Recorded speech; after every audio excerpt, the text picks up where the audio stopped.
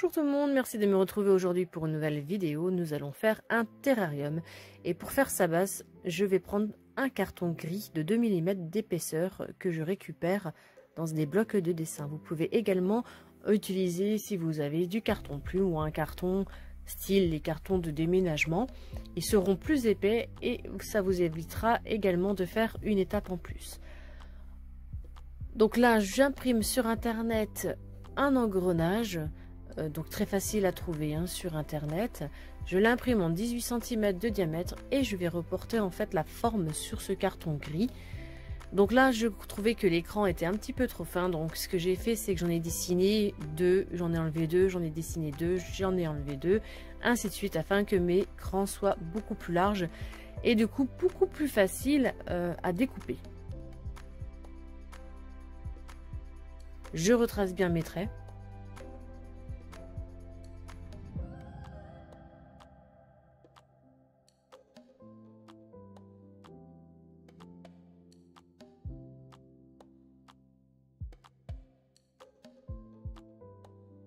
Et voici ce que ça donne. Donc là, il n'y a plus qu'à passer à la découpe.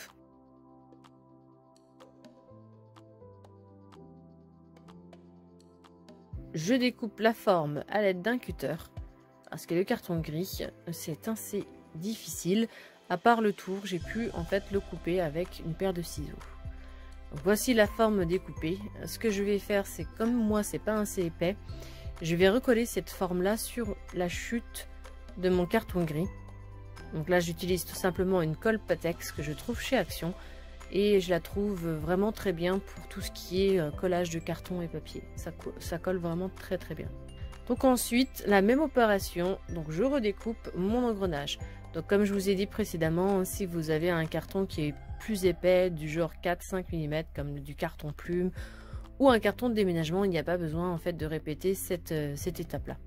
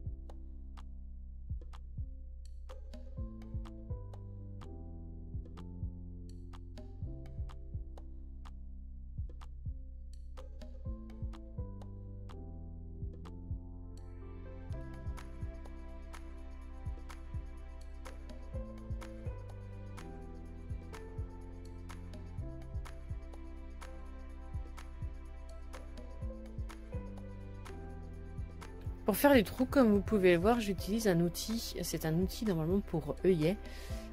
Donc là j'utilise un outil de chez Fiskars, ça fait vraiment très longtemps que je l'ai, ça doit faire 20 ans. Et je l'utilise vraiment beaucoup parce qu'il est très bien. Et son fonctionnement en fait c'est tout simplement un ressort, vous mettez l'outil sur le trou et donc vous levez la partie où il y a le ressort et vous le laissez retomber. En fait ça fait comme si c'était un coup de marteau. Et ça coupe vraiment, ça fonctionne très bien.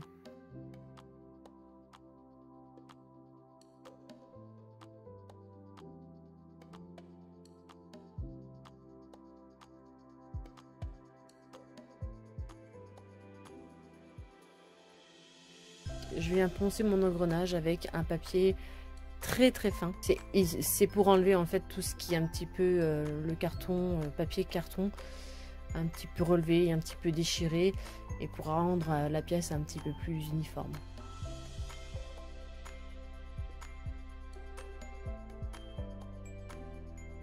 Donc là je reprends de nouveau ma colle blanche et j'ai récupéré en fait des serviettes d'une cafétéria. Ils nous en donnent toujours énormément, donc je les mets dans mon sac et je les récupère pour ces créations.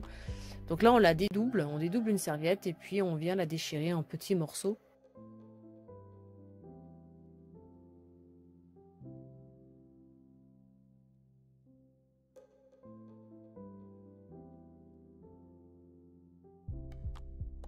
Ensuite, à l'aide d'un pinceau qui est quand même assez fin, je viens badigeonner en fait ma pièce de colle blanche et je viens coller cette serviette un petit peu grossièrement, hein. Il faut qu'il y ait des plis, donc on peut s'aider des doigts, on peut s'aider du pinceau aussi pour faire des plis.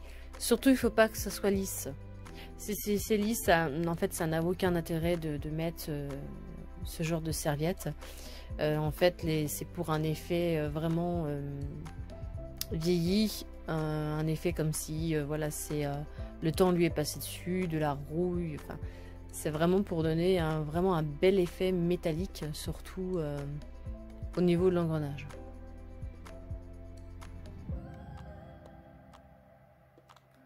Donc vous voyez, on peut même poser plusieurs feuilles, hein. On peut poser 2-3 couches si ça vient donner de la texture.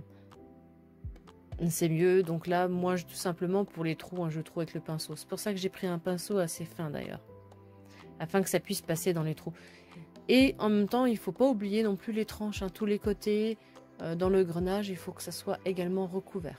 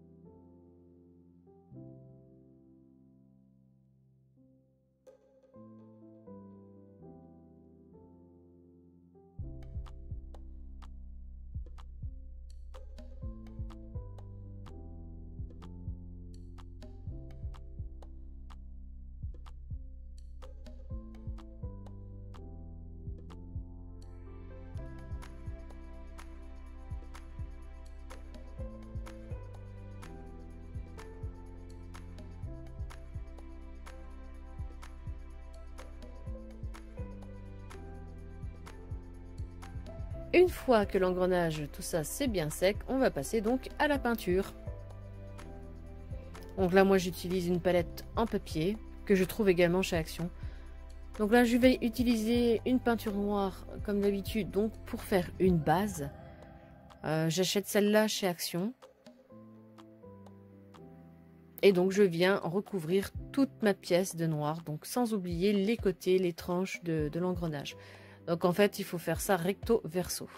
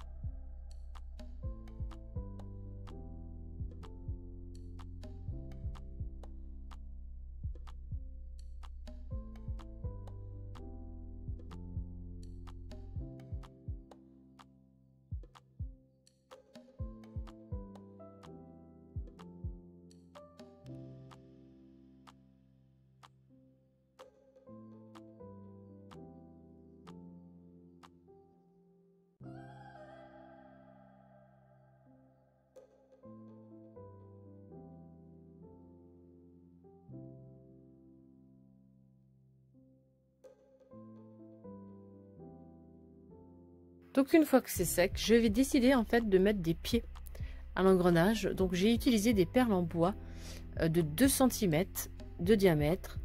Donc pareil, je les colle avec cette colle blanche. Hop, et j'appuie pour bien coller.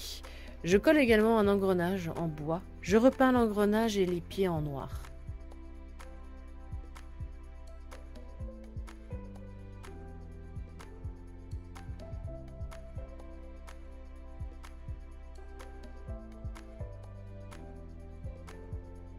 Alors, je mets des pieds en fait sur cet engrenage afin que l'engrenage ne soit pas directement posé sur le meuble ou sur la table.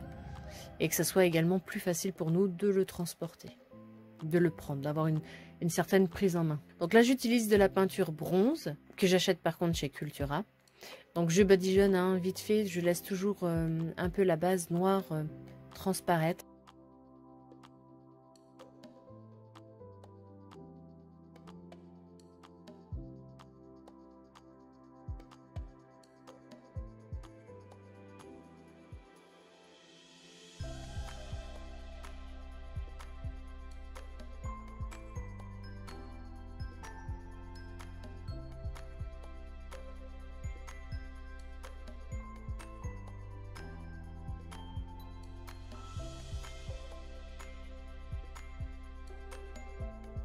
Vous voyez, ça fait vraiment déjà un superbe effet avec cette serviette qui a été pliée. Ça donne vraiment ce côté vieilli. Ensuite, je vais prendre la peinture bleue. C'est une bleu turquoise. Et je le mets en petites touches. C'est pour donner un effet un petit peu oxydé à la pièce.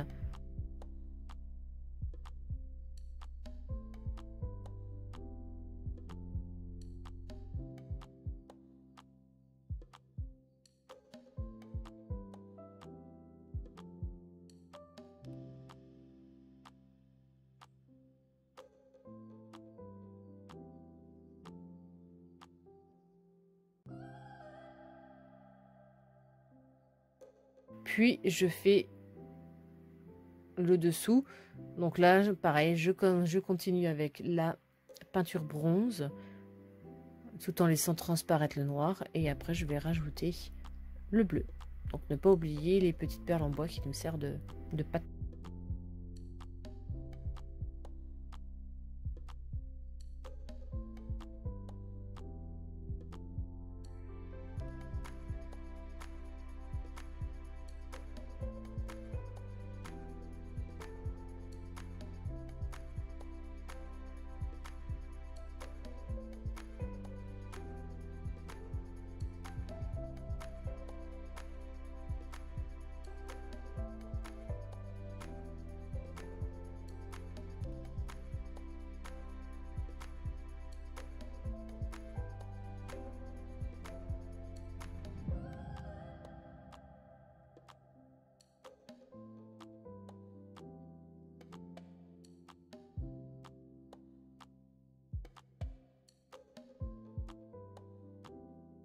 Et voici ce que ça donne.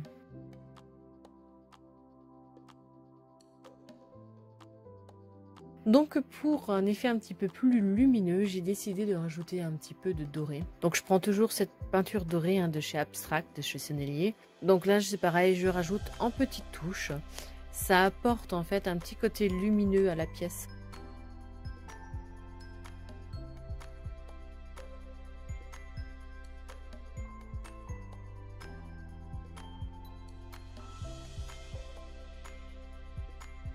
Je fais pareil donc pour le dessous.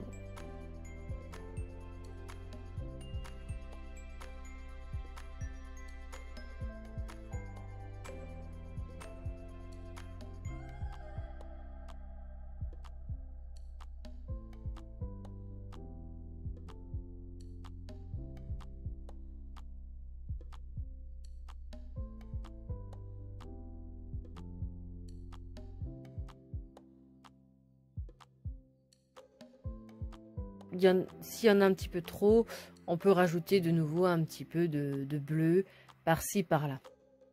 La pièce, elle est terminée, vous voyez, cet effet un petit peu métallique.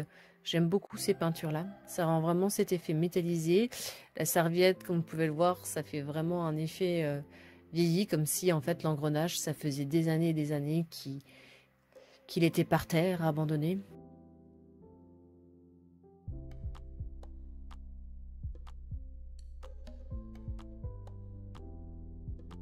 Donc comme je suis dans une esthétique toujours steampunk, j'aime beaucoup rajouter du métal à mes créations. Donc là, tout autour du trou. Donc là, pour cela, j'utilise la colle B7000. C'est une colle qui colle très très bien le métal.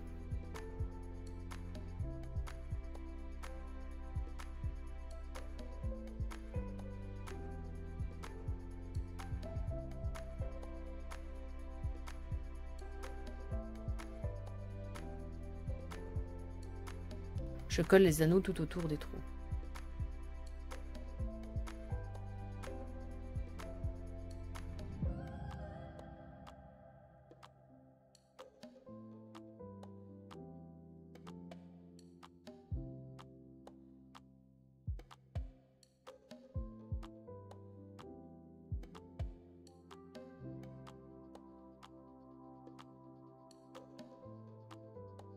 Et voici ce que ça donne.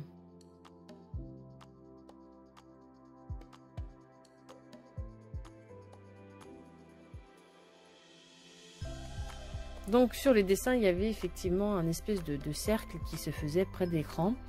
Donc j'ai décidé en fait de mettre sur ce cercle une chaîne.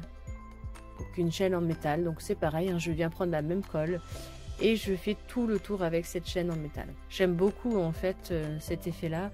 Métal, tout mélanger, les textures. Je trouve vraiment que là ça fait un très très bel effet.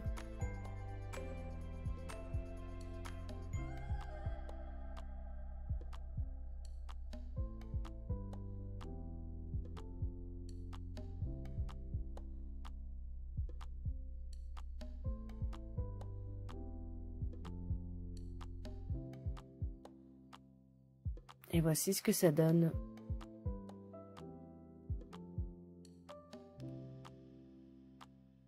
On a beaucoup de texture grâce à la peinture, à cet effet de serviette. Et puis là, en rajoutant le métal, c'est vraiment chouette.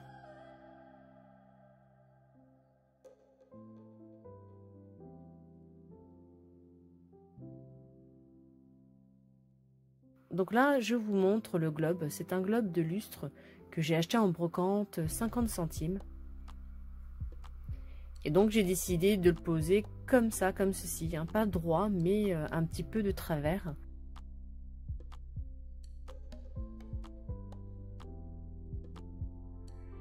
Alors pour cela, je vais le poser sur des perles, puisque je ne peux pas coller ce globe directement sur la base. J'ai décidé là de coller ces perles qui font 25 mm de diamètre. Ce sont des perles que j'ai déjà achetées telles que dorées. Hein. Donc là, on va aller sur mon terrain à la recherche de bonne terre. Donc là, j'ai des vieux troncs de noyer et ça me fait, ils partent en petits morceaux. Et en fait, à l'intérieur, j'ai énormément de terre et c'est vraiment de la très très bonne terre. La terre, elle est très fine, elle est vraiment de bonne qualité. En général, je m'en sers pour mes pots.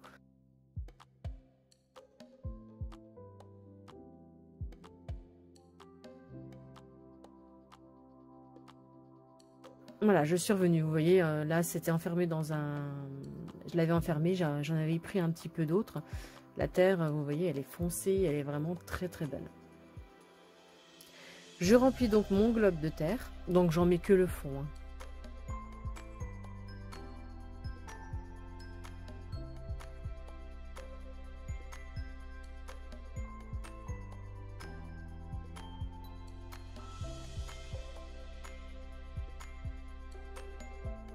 Donc j'ai trouvé ces petites succulentes, donc ce sont des succulentes en plastique, je les ai trouvées chez Action, c'est vraiment pas cher.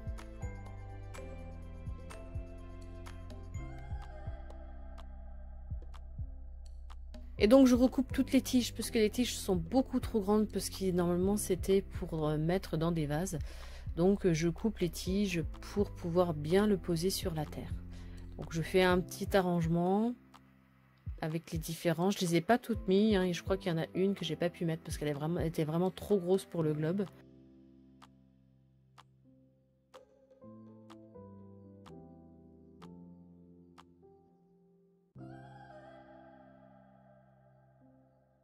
Donc finalement en fait celui-ci je l'ai mis comme ça, mais je l'ai enlevé et je l'ai recoupé parce que je la trouvais trop grande. Et donc voici à peu près l'arrangement.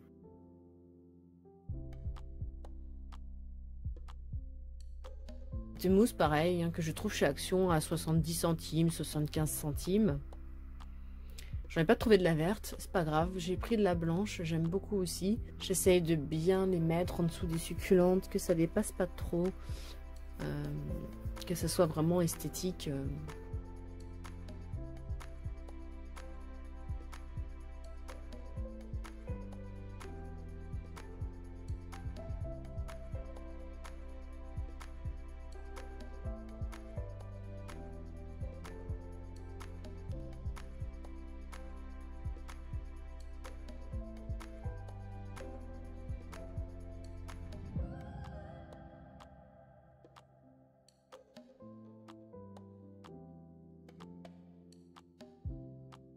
Et voici, donc là j'ai tout mis, la terre, la mousse, mes petites succulentes. Et donc c'est fini, j'ai plus qu'à le poser. Tout simplement. Donc vous voyez, donc là mes perles, elles font le travail. Donc 3 perles suffisent. Donc voilà, moi je trouve que c'est un super effet. Le globe il est magnifique, ces globes de lustre, je les adore. J'espère que cette vidéo vous aura plu. N'hésitez pas à mettre un petit pouce, un commentaire pour me dire ce que vous en pensez. Et je vous dis à très bientôt pour une autre vidéo. Bye bye.